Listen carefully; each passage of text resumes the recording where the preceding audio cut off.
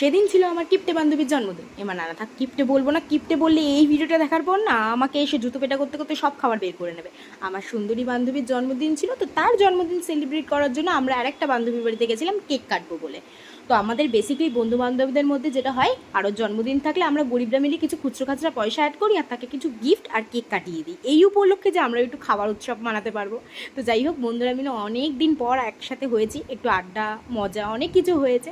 আর দেখো, আমি সাজতে পারি না, এরা সাজতে পারে, তাই জন্য একটু বললাম দে আমাকেও একটু সাজিয়ে দে, আমি একটু সাজিয়ে। আর আমার এই বন্ধু বান্ধবদের মধ্যে না একটা বন্ধু আছে যে গেম ছাড়া কিচ্ছু বোঝে না, ওর দ্বারা কিচ্ছু হবে না।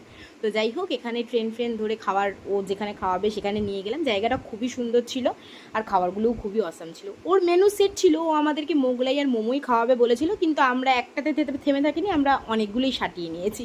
তো যাওয়ার পথে অনেক মজা করেছি, অনেক মানে হই হুল্লোড় সব কিছু করেছি। আর পেপসিটাও আমার কাছ থেকেই ওই খাবে। আমি গরমে হাওয়া খেতে খেতে বাড়ি যাই, আর তোমরা